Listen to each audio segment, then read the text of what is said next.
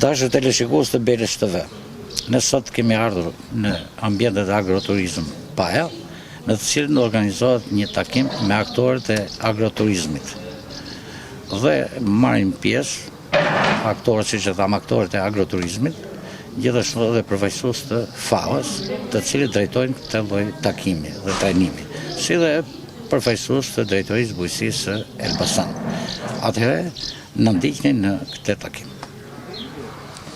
Organizata Ndërkombëtare e Bujqësisë dhe Agroturizmit FAO ka zhvilluar një takim për të folur për bujqësinë, e cila është aq e nevojshme për zonën e Dumres. Në këtë takim pati pjesëmarrës të sektorëve të ndryshëm, pasi çdo sektor ka të bëjë me mirëqenien dhe zhvillimin e ekonomisë dhe bujqësisë rajonale. FAO ose Organizata Ndërkombëtare e Bujqësisë dhe Ushqimit. Unë quhem Bajtona Ylli, jam në cilësinë e ekspertes projektit dhe në këtë rast jam edhe moderatore e takimit të sotëm. Këtu kemi gjithashtu përfaqësues të tjerë të FAO-s, janë Nam, e cila është koordinatore e projektit, ne i thrasim Gjuli,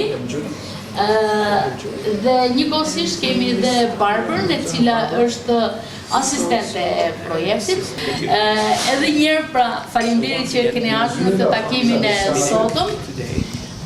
Juve, siç e dëgjuat, kemi këtu persona me profesione dhe që përkasin zyrave të ndryshme, edhe do të thoni, po mirë, çfarë pune ka zyra e urbanistikës me lektorin, apo zyra e shëndetit human me veterinarin, apo një fermer vreshti, etj. Gjatë këtij takimi sot do ta kuptojmë dhe do ta shohim që ka shumë lidhje, sepse ajo çfarë takimi sotëm ka të bëjë është pikërisht zhvillimi i sistemeve të qëndrueshme të ushqimit të lidhura me agroturizmin.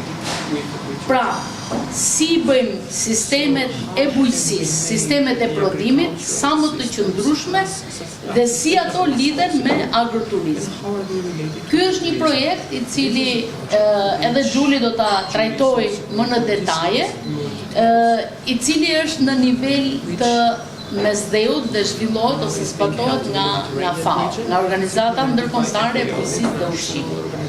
Dhe do të ketë si synim kryesor që të rregullohet legjislacioni shqiptar në lidhje me agroturizmin për ta bërë atë sa më të qëndrueshëm për sot dhe për brezat e ardhshëm, duke e parë atë ngushësisht të lidhur me sistemet e prodhimit të bujqësisë. Kur them bujqësisë kuptohet edhe bujqësia dhe pleqëria.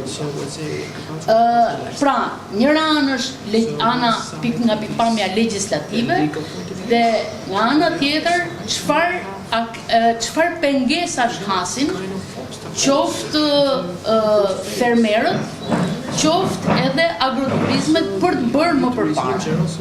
Sikurse dhe të trajtojmë se cili është roli i arsimit, cili është roli i shëndetësisë, cili është roli i zhvillimit dhe infrastrukturës, departamentet të zhvillimit të infrastrukturës, për sa i përket një bujqësie të qëndrueshme dhe një agroturizmi të qëndrueshëm. Unë shkurtimisht do kaloj programin e ditës sotme. Ne do duam shumë që të kemi një pjesëmarrje tuaj aktive në diskutim.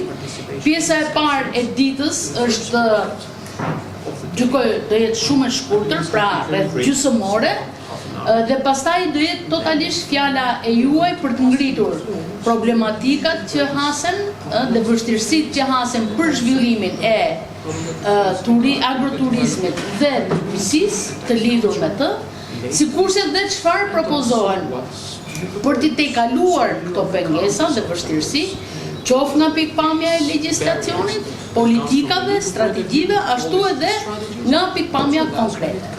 Tani, për të na dhënë një panoramë më të përgjithshme në lidhje me vetë projektin, iniciativën që është ndërmarrë në pellgun e mesdheut dhe sfondin apo kontekstin në të cilin ky projekt zhvillohet, unë dua që të kem këtu prezantimin e Gjulias.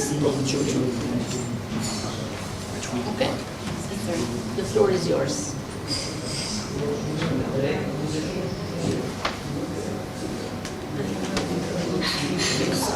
Are you?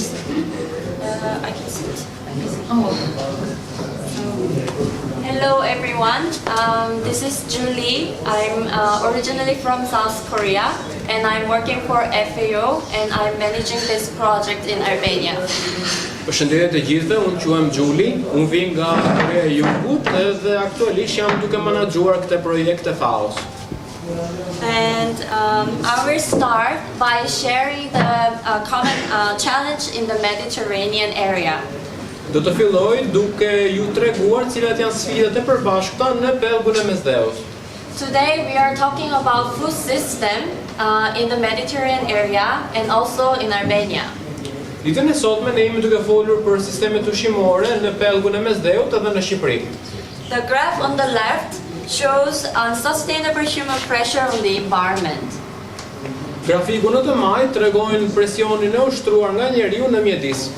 The color of red shows the alarming level of marine pollution and inefficient nitrogen fertilizer usage in agricultural practices.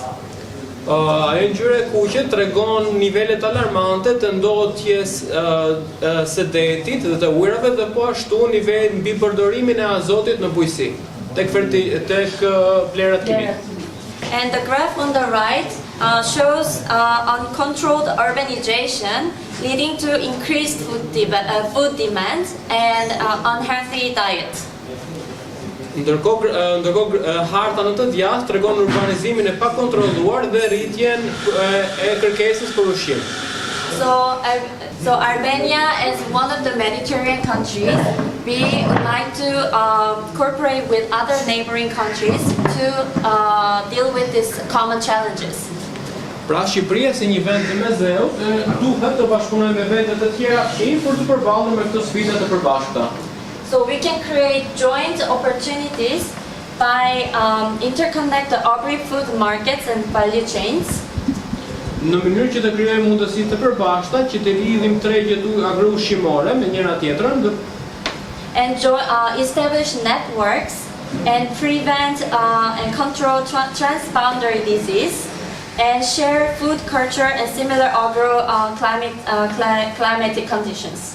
Në mënyrë që të krijojmë rrjete të përbashkëta për kërkime dhe inovacion në biznes, për të parandaluar dhe të kontrolluar sëmundje të ndryshme ndërkufitare dhe po ashtu për të ndarë kultura agro-ushqimore dhe në kushtet agro-klimatike në të cilat jetojmë. FAO as an international organization is engaged in the platform called Sustainable Food System Mediterranean in partnership with SIHAM, the Union for the Mediterranean, and PRIMA. Atëherë FAO është angazhuar në platformën e sistemeve ushqimore të qëndrueshme në pellgun e Mesdheut në partneritet me skemën e cila është Unioni i Mesdheut edhe në bashkëpunim me PRIMA po ashtu.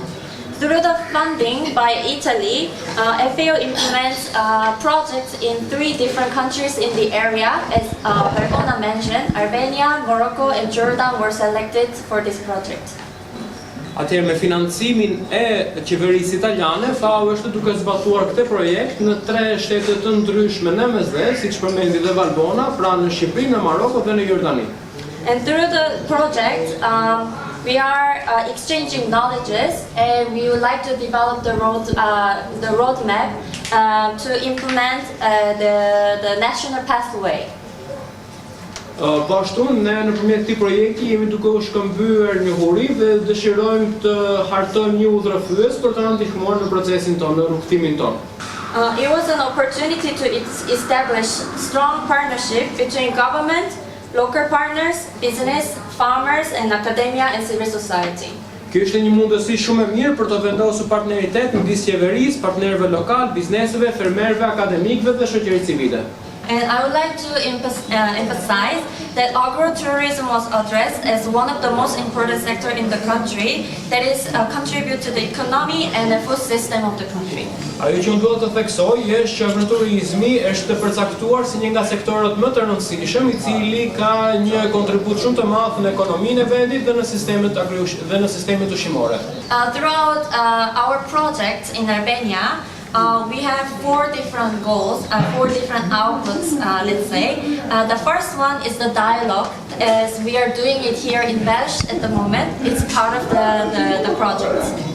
Atëherë, projekti jon ka 4 qëllime kryesore. Qëllimi I parë është dialogu që ne duam të zhvillojmë. Ky dialogu që jemi duke zhvilluar në Belsh është një prej dialogjeve që zhvillojmë në tërësi. And the second one is to develop roadmap that we will identify the challenges with you throughout this discussion today, and then we will develop the roadmap for the policy recommendations.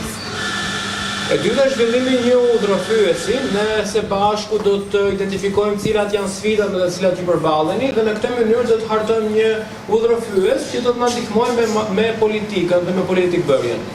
And the third and the fourth one, we are working with the local actors in Albania, mainly in Permet, that we are going to have trainings and workshops for farmers and agro-business partners to raise the awareness, and we would like to promote Albanian local products.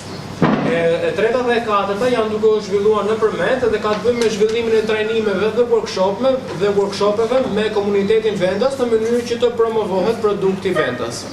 Next slide, please. So why we are talking about agro-tourism in the context of food system is because agro-tourism in Albania is strongly connected to farm activities and agricultural biodiversity, which relies a lot on the use of local genetic resources. Tani ju mund të thoni që pse jemi duke folur për agroturizmin në Shqipëri. Atëherë agroturizmi është një veprimtari e cila është lidhur fort me veprimtarinë e fermës, me biodiversitetin agrikulturor dhe po ashtu është e varur fort me burimet e përgjithshme të bimeve vendase. So we would like to promote the application of traditional production methods and limited use of pesticides and chemical fertilizers and good waste management. This will be a strong contribution to the sustainable food system. Ne jemi duke punuar dhe dëshirojmë që të promovojmë dhe stimulojmë metoda tradicionale të prodhimit, të kufizojmë përdorimin e pesticideve dhe të plerave kimik, edhe po ashtu dëshirojmë që të ekzistojë një menaxhim më I mirë I mbetjeve dhe të japim një kontribut të fortë në zhvillimin e bujqësisë së gjelbër. Of course, as you might well. Atëherë siç mund ta dini, agriturizmi është një sektor në zhvillim në Shqipëri dhe ka potenciale të mëdha ekonomike dhe pa ndihmës GIZ-it në Shqipëri u krijua shoqata kombëtare e agriturizmit, e cila deri në mars të 2022 kishte 71 anëtar. I would like Shumë shkurtimisht dua t'ju përmend pak kriteret të cilat një biznes duhet të plotësojë në mënyrë që konsiderohet një agroturizëm. so they are Atëherë kriteri I parë lidhet me tokën, në mënyrë që një biznes të konsiderohet agriturizëm, duhet të ketë të paktën 1 hektar tokë në fusë të hapur ose 0.5 hektar në një zonë të mbrojtur. you must offer either food accommodation or any other recreational activities. Ato duhet të ofrojnë parashikuar shërbime akomodimi apo shërbime rekreacioni. You need to have an accommodation capacity from 6 to a max of 30 rooms. Kapaciteti akomodimit duhet të jetë nga 6 deri në 30 dhoma. Then you need to follow some standards for the architecture of the unit. Ka po ashtu disa standarde lidhur me arkitekturën e njësisë, të cilat duhen ndjekur. You must have a number of serving tables that goes from 6 to 60. Po ashtu duhet keni një numër të caktuar tavolinash për të shërbyer ushqimin, dhe këto tavolina do të jenë nga 6 deri në 60. And the last one that is very important is the product sourcing. So at least 30% of the food and drinks offered in the agritourism must be on farm produce, while the remaining 70% can be produced from the surrounding farms. E fundit, por gjë shumë e rëndësishme lidhet me burimin e ushqimit. sipas legjislacionit, të paktën 30% e ushqimit dhe të pijeve të ofruar në njësinë agroturizmit duhet të prodhohen nga ferma, ndërkohë 70% të tjera mund të blihen nga një vend tjetër aty afër. And this is in the... Barbara, sorry, if I can interrupt you. Unë e falenderoj shumë Barbarën që solli për ne pikërisht këtë vendim të Këshillit të Ministrave, sepse të paktën në dy zonat, qoftë në Shkodër, qoftë në Përmet, ky slajd ose ky vendim ka sjell jashtëzakonisht shumë kontestime dhe diskutime nga njerëzit të cilët kërkojnë përmirësim të këtij vendimi të Këshillit të Ministrave. Natyrisht kërkojnë ndryshim për përmirësim për mirë, kuptohemi. Prandaj e falenderoj Barbarën që ka sjell sot edhe këtë detaj pra për ne. Also something very important is that agritourism cannot be seen as a separate from the farming activity. So they go hand in hand. Diçka tjetër që është për shumë e rëndësishme, duhet të kemi parasysh që turizmi nuk mund të ndahet nga veprimtaria e fermës, por ajo duhet të shikohet ato duhet të shikohen së bashku me njëra tjetrën. Okay, then we go to the concept of circular economy. The real definition of circular economy is basically a new way of creating value and hopefully ultimately prosperity. Për tani do të flasim për ekonominë qarkulluese, e cila është një mënyrë e re e krijimit të vlerës edhe në fund krijimin e begatisë.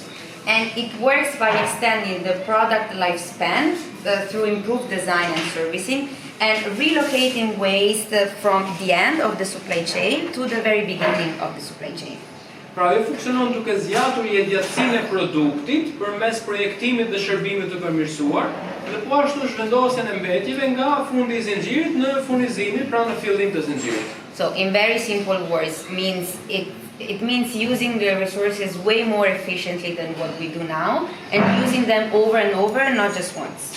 Pra me fjalë më të thjeshta, do të thotë të përdorim këto burime që ne kemi në mënyrë më efikase dhe të mos u përdorim ato vetëm një herë, për të përdorim sërish. Regarding the situation in Albania, the concept of circular economy is really at the early stage. Në lidhur me situatën në Shqipëri, koncepti i ekonomisë qarkulluese është ende në fazat e saj fillestare. The European Union targets were included in the previous National Waste Management Plan, but they weren't very realistic. Atëherë, sipas objektivave të legjislacionit të BE-s për mbetje të transpozuar në planin e përgjithshëm kombëtar për menaxhimin e mbetjeve, pra atë të 2011-s dhe 2019-s, megjithatë fatkeqësisht ato nuk u zbatuan. There is a new National Waste Management Plan that goes from 2020 to 2035 that has way more realistic targets and it really aims to move from a linear to a circular economy. Ndërkohë tani ne kemi një plan sëri kombëtar për menaxhimin e mbetjeve, është plani 2020-2035, i cili ka plane më realiste, edhe ky plan synon të bëjë kalimin nga ekonomia lineare në atë qarkulluese. It has some overall goals, like for example improving the waste management, raising awareness and public participation in waste management activities, sustainable funding. Ky plan ka disa objektiva strategjike, si për shembull përmirësimin e menaxhimit të mbetjeve, përmirësimin dhe paraprimin e kuadrit ligjor, financimi i qëndrueshëm për menaxhimin e mbetjeve, si dhe burimet njerëzore dhe ndërgjegjësimi dhe pjesëmarrja e publikut në menaxhimin e mbetjeve. And of course, in order to achieve these goals, there are some activities foreseen at municipal level, like for example, preparation of local waste management plans, infrastructure improvement, and also start the closure of some existing dump sites. Megjithatë, për të arritur këto objektiva të vendosura, ka një sër veprimtarish dhe punëve të cilat duhen kryer në nivelin vendor, si për shembull përgatitja e planeve vendore për menaxhimin e mbetjeve në disa bashki, përmirësimi i infrastrukturës në disa bashki, rritja e ndërgjegjësimit të publikut për menaxhimin e mbetjeve në nivel vendor, dhe pashtu fillimi i rihabilitimit për mbylljen e disa vende depozitimeve aktuale. Okay, another important concept is green economy. Një koncept tjetër shumë i rëndësishëm është ai i ekonomisë së gjelbër. that is an economy that is defined as low carbon, resource efficient and socially inclusive. I cili përcaktohet si një ekonomi me nivel të ulët të emetimit të karbonit, përdërim efikas të burimeve dhe që ka gjithë përfshirje shoqërore. So where does Albania stand in terms of green economy? The Balkan region endorsed the Green Agenda for the Western Balkans in 2020. Atëherë ku ndodhet Shqipëria lidhur me ekonominë e gjelbër, atëherë Shqipëria është në përputhje me ambicien e vet për të pasur një ndikim neutral ndaj klimës në 2050, njësoj si të rajoni Ballkanit. And what is the main goal of this Green Agenda for the Western Balkans is to achieve carbon neutrality by 2050 and align with the European Union standards. Pra edhe njëherë, kjo agenda e gjelbër synon që Shqipëria si vend tjetër të Ballkanit të bëhet neutral ndaj emetimeve të karbonit deri në 2050. The main objectives of this green agenda are cleaning energy resources that would protect the climate, moving to a circular economy, depolluting air, water and soil, sustainable agriculture and food systems, as we mentioned before, and protecting biodiversity and the ecosystems. Atëherë objektivat kryesore të agendës së gjelbër janë pastrimi i burimeve të energjisë, mbrojtja e klimës, kalimi në një ekonomi qarkulluese, pastrimi i ajrit, ujit dhe tokës, sisteme të qëndrueshme bujqësore dhe ushqimore, si dhe mbrojtja e biodiversitetit dhe ekosistemeve. Since 2021, about 730 million euros have been committed to support the implementation of this agenda.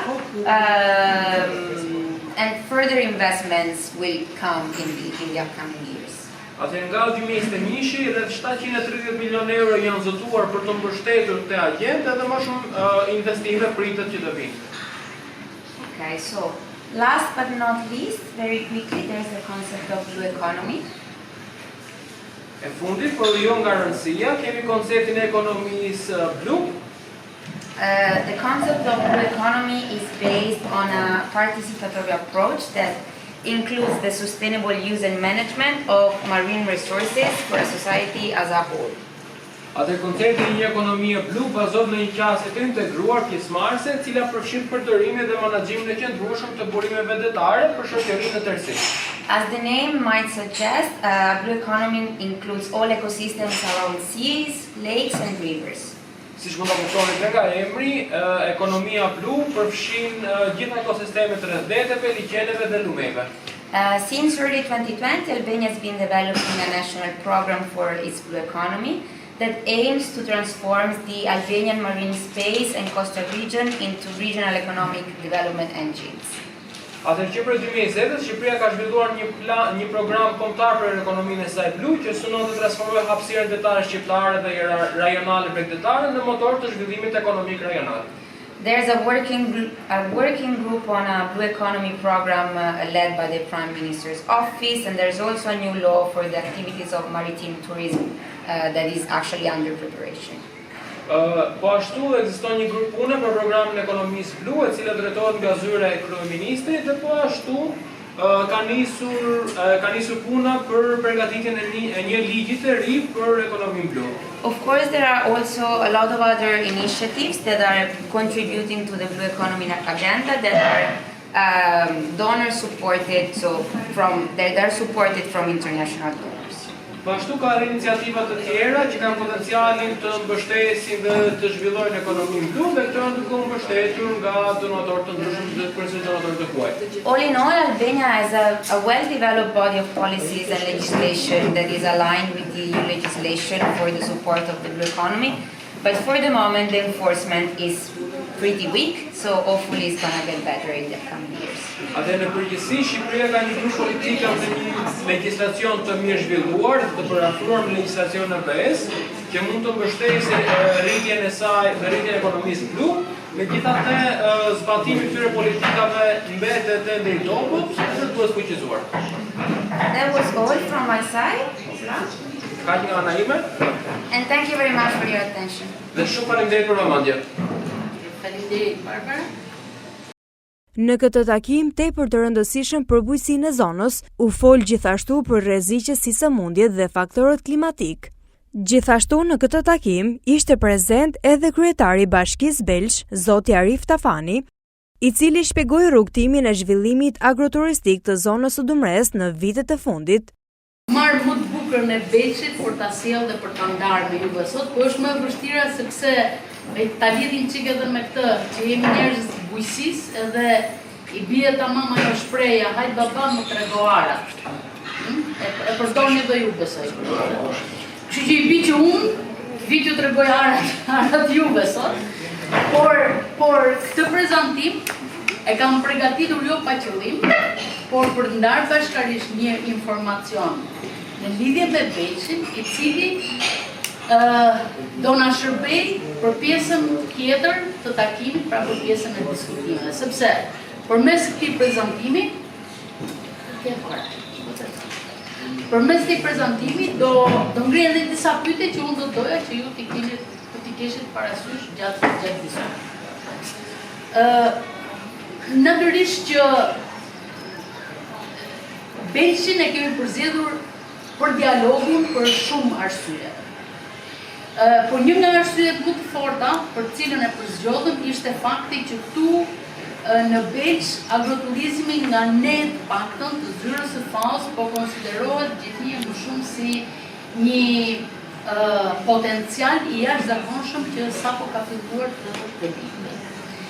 Dhe kjo për hir të gjithë bukurive që ka Belshi dhe atraksioneve natyrore, sepse gjëja e parë me thënë vërtetën, kur përmendet emri Belsh, gjëja e parë që na vjen në mendje janë liçenat që mos gabojmë 84-85. Pikërisht pra, kjo bukuri natyrore është një armë e fuqishme për ta shfrytëzuar në zhvillimin e agroturizmit. Dhe nuk mbetet vlera e këtyre liçeneve vetëm thjesht për ta sodit me sy, por vlera e tyre është edhe shumë dimensionale, pasi ajo përbën një vlerë shkencore për ata që studiojnë ujëra, përbën një vlerë hidrologjike, gjeologjike, biologjike, ka vlerë për peshkimin edhe për shumë aktivitetet të tjera. Gjatë fazës së diskutimit në grup, ne do të ngrejmë atë pyetjen që çfarë mund bëj për të parandaluar rreziqet, qoftë nga përmbytjet, nga zjarret apo çfarë do lloji qoftë, erozioni etj. Smundjet dhe dëmtuesit janë një tjetër rrezikshmëri të cilën mund ta trajtojmë pra gjatë diskutimit. Tu është marrë rasti, fotot janë nga smundjet prekull të ujërit. Evadimi i plerave, që është një tjetër problem. Kjo është, këto pamje në film pas 14 marsit, ku njerëzit natyrisht që duhet punuar fort për të ndërgjegjësuar që kur shfrytëzojnë një zonë për piknik apo nuk e di për një aktivitet, nuk duhet që ato mbeturinat pra i bëjnë.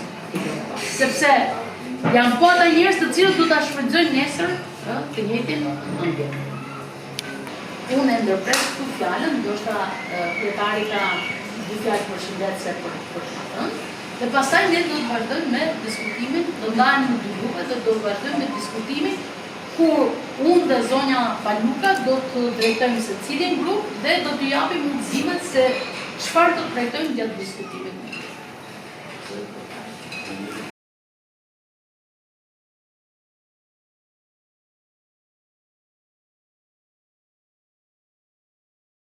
Në atë parë do falenderoja shumë FAO-n, cila ka zgjedhur Bashkinë e Belshit nga tre bashkitë në Shqipëri, ku do sfatohet ky projekt. Belshi dhe Dumreja është realitet, është fakt që prej vitit 2017. Si me dhënë doli nga asgjë, krejt papritur, një vend i panjohur, por i bukur sigurisht. Dhe gjithçka, siç e tha zonja, filloi me një projekt vogël të USAID-it dhe të ambasadës suedeze dhe qeverisë shqiptare, si projekt pilot aty ne ngritëm për famën e parë, themi, agroturizmit dhe kujtinave, në fshatin Seferra, një nga fshatra turistik të Belshit, dhe nga i vit fal investimet të qeverisë, do ta theksoja fal investimet të qeverisë, sepse Belshi është një realitet krim ndryshe po themi nga zonat e tjera të njohura të turizmit në Shqipëri. Kam parasysh të ardhën Voskopojën, apo ku diun Gjirin e Laxit, apo Fefin, ku fillimisht investimet ishin private, dhe shumë më vonë mas njohjes dhe zhvillimit të turizmit të zona u fut shteti me investime në infrastrukturë. Në Belsh ka ndodhur krejt e kundërta. Në Belsh ka ndërhyrë fuqishëm shteti në infrastrukturën rrugore, ujësjellës, në energji e tjera. Madje në Belsh, shteti, qeveria, Fondi i Zhvillimit dhe Bashkia ka ngritur, është përfundim modelin e parë të një kompleksi agroturistik, pra aset publik. Dhe qëllimi i këtij kompleksi agroturistik në fakt ka qenë krijimi i një modeli që të përqafohet më vonë nga investitorët e zonës, të vendit apo edhe të huaj.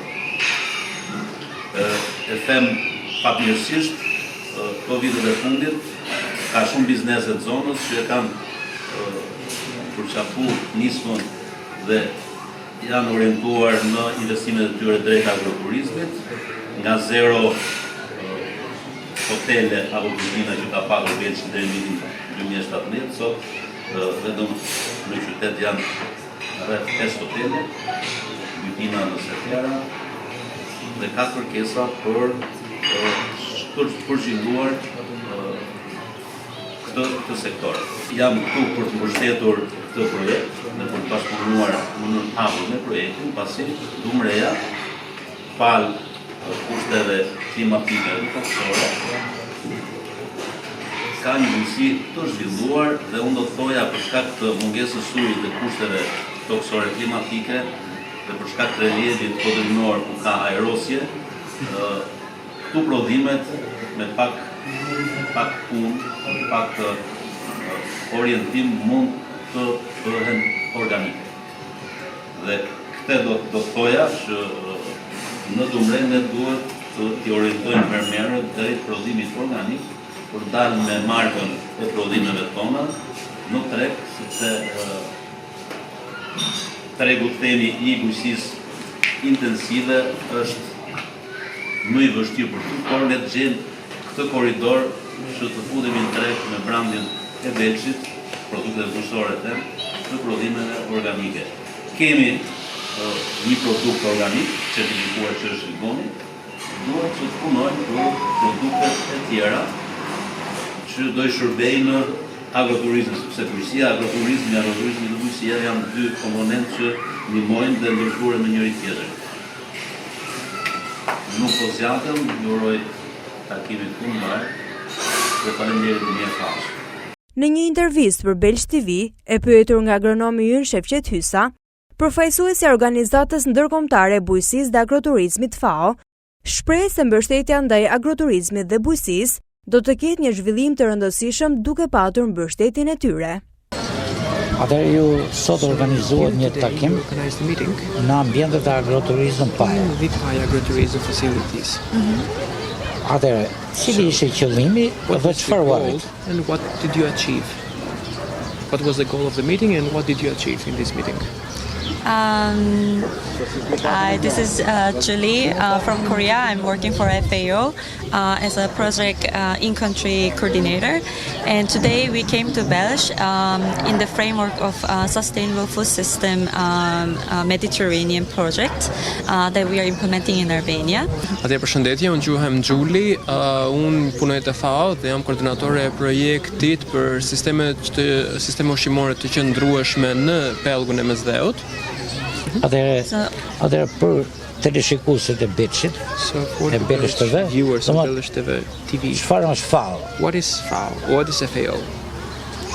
FAO is food, the short for Food and Agriculture Organization within the UN family. and we are working for developing the sustainable agriculture system, not only in Albania but globally. Atëherë FAO është organizata e ushqimit edhe e bujqësisë, është në kuadrin e familjes së OKB-s, pra Organizatës Kombëtare të Kombeve të Bashkuara, dhe ne jemi duke punuar për zhvillimin e qëndrueshmërisë në zinxhirin ushqimor. Atëherë cili ishte qëllimi? What was the goal? Siç e tham dhe çfarë Set, and what did you achieve in today's meeting? So today's meeting was for the local dialogue regarding the sustainable food system development in Albania, and our entry point is agrotourism, because we know that agrotourism sector is a developing sector in the country and is very promising for the country's economy as well as for the sustainable food system.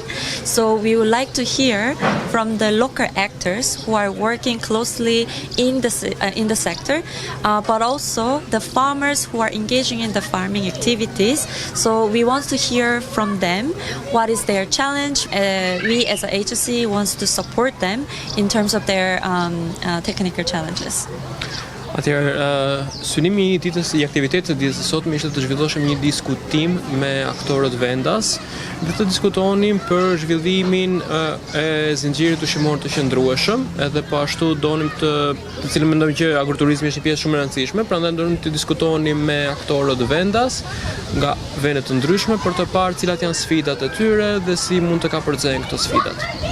We had the national dialogue 2 years ago, but now we came into the local level so that we can hear more from the local communities, and then we would like to identify what is lacking and what is needed, so that we would like to make a policy brief, we call it roadmap, to suggest the policy recommendations. Atëherë, përpara 2 vitesh kemi zhvilluar një dialog kombëtar, ndërkohë tani më 2 vite më vonë jemi duke zhvilluar një dialog në nivelin vendor, sepse duam të dëgjojmë nga komunitetet vendore çfarë probleme kanë, pengesat të ndryshme të cilat përballen, në mënyrë që të hartojmë një udhëfyes i cili do të ndikojë në politikbërjen. Atëherë i pyetjet fundet kisha unë, me qenë se jam këtu dhe ti, atëherë në kuadrin e FAO, këto që kanë ai agroturizëm ose që nuk i kanë, mund të aplikojnë për të financuar nga FAO?